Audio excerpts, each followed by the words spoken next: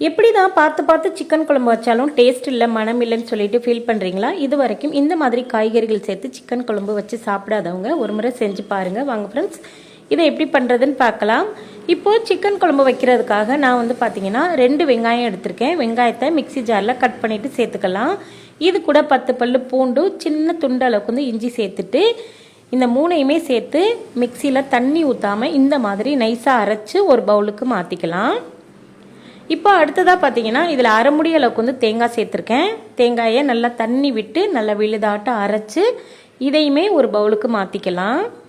அடுத்ததாக பார்த்தீங்கன்னா இது கூட 2 தக்காளி பழத்தை நைஸாக அரைச்சிட்டு இந்த மாதிரி சேர்த்துக்கலாம். இப்போ பார்த்தீங்கன்னா இதுதான் சிக்கன் குழம்புக்கு நல்ல திக்னஸும் கொடுக்கும், டேஸ்ட்டும் கொடுக்கும். இப்போ கடாயில் வந்து பார்த்தீங்கன்னா 3 டேபிள் ஸ்பூன் அளவுக்கு வந்து எண்ணெய் சேர்த்துக்கலாம். இதில் வந்து பட்டை, கிராம்பு, அதுக்கப்புறம் ஸ்டார் பூ வந்து சேர்த்துட்டு நல்லா பொரிய விடுங்க. நல்லா பொரிஞ்சதுக்கப்புறம் ஃபஸ்ட்டே நம்ம அரைச்சி வச்சுருந்தோம் இல்லையா, வெங்காயம், பூண்டு, இஞ்சி சேர்த்த இந்த விழுதை வந்து சேர்த்துட்டு நல்லா 1 நிமிஷத்துக்கு எண்ணெயில் நல்லா வதக்கி விடுங்க. இது போல் நல்லா வதங்கினதுக்கப்புறம் இதில் வந்து அரைச்சி வச்ச தக்காளி பழத்தை வந்து சேர்த்துக்கலாம். சேர்த்துட்டு நல்லா வதக்கி விடுங்க. மறுபடியும் இதோடைய பச்சை ஸ்மெல் போகட்டும். அந்த எண்ணெயில் வச்சு வதக்கும் போது கொஞ்சம் கூட பச்சை ஸ்மெல் வராது. இது கூட 1 டேபிள் ஸ்பூன் மிளகாய்த்தூள், 1/4 டீஸ்பூன் மஞ்சள் தூள், 1 டேபிள் ஸ்பூன் அளவுக்கு வந்து உப்பு சேர்த்துக்கலாம். சேர்த்துட்டு நல்லா வதக்குங்க. இந்த ஸ்டேஜில் மிளகாத்தூள் சேர்க்கறதுனால குழம்பு வந்து பார்த்திங்கன்னா நல்லா தகன்னு நல்லாயிருக்கும். அதோடைய பச்சை ஸ்மெல் நல்லா போயிடும் முழுமையாக. இது கூட கழுவி வச்சுருக்க சிக்கன் சேர்த்துக்கலாம். மஞ்சத்தூள் போட்டு சுத்தமாக கழுவி வச்சுருக்கேன் சிக்கன் சேர்த்துட்டு இந்த எண்ணெயிலே இந்த மசாலா கூட வச்சு நல்லா வதக்கணும்.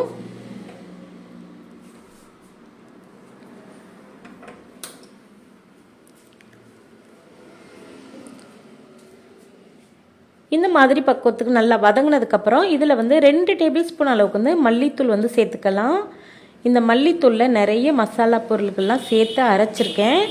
இந்த தூள் மட்டும் போட்டால் போதும். கடையில் வேறு எந்த மசாலாவுமே நீங்கள் வாங்க தேவையில்லை. மல்லித்தூள் வீடியோ வேணும்னு நினச்சிங்கன்னா கண்டிப்பாக கமெண்டில் கேளுங்க, அடுத்து அப்லோட் பண்ணுறேன்.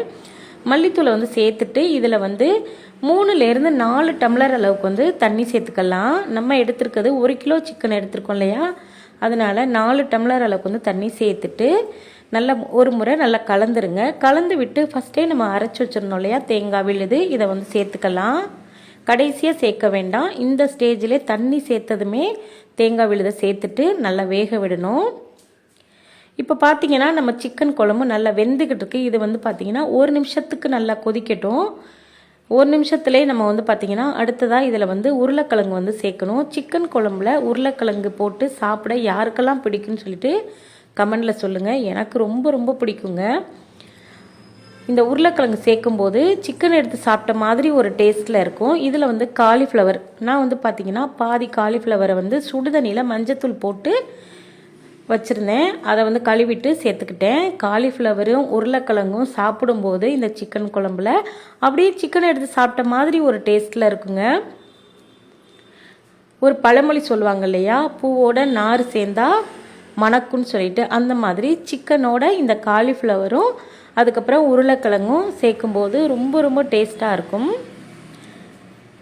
நம்ம வீட்டுக்கு விருந்தாடி வந்துட்டாங்கன்னா கூட சிக்கன் கம்மியாக இருந்ததுன்னா இந்த மாதிரி உருளைக்கிழங்கு, காலிஃப்ளவர், முருங்கைக்காய் இதெல்லாம் போட்டு சிக்கன் குழம்பு வச்சு சாப்பிட்லாம். சூப்பராக இருக்கும். அவ்வளோதாங்க, நம்மளுடைய சிக்கன்லாம் நல்லா வெந்துருச்சு. வெந்ததுக்கப்புறம் அடுப்பை ஆஃப் பண்ணிடுங்க. ஆஃப் பண்ணிவிட்டு ஒரு 10 நிமிஷம் கழிச்சுட்டு எடுத்து சாப்பிட்டு பாருங்கள். நம்மளுடைய சிக்கன் குழம்பு ரொம்ப ரொம்ப டேஸ்ட்டாக இருக்கும். டேஸ்ட்டாக மட்டும் இல்லைங்க, செம்ம வாசனையாகவும் இருக்குங்க. நான் சொன்னால் மட்டும் பத்தாது, நீங்கள் செஞ்சு பார்த்துட்டு கண்டிப்பாக கமெண்டில் சொல்லுவீங்க. இந்த மாதிரி பக்குவத்தில் இந்த காய்கறிகள் சேர்த்து சிக்கன் குழம்பு வச்சு இது வரைக்கும் சாப்பிடாதவங்க சாப்பிட்டு பார்த்துட்டு எப்படி இருக்குன்னு சொல்லுங்கள். இந்த வீடியோ பிடிச்சிருந்தா லைக் பண்ணி ஷேர் பண்ணுங்கள். இது வரைக்கும் நம்ம சேனலை வந்து பார்த்துட்டு ஃபாலோ பண்ணாத நண்பர்கள், தோழிகள் கண்டிப்பாக ஃபாலோ பண்ணிவிட்டு பாருங்கள். தேங்க்யூ, தேங்க்ஸ் ஃபார் வாட்சிங், பாய்.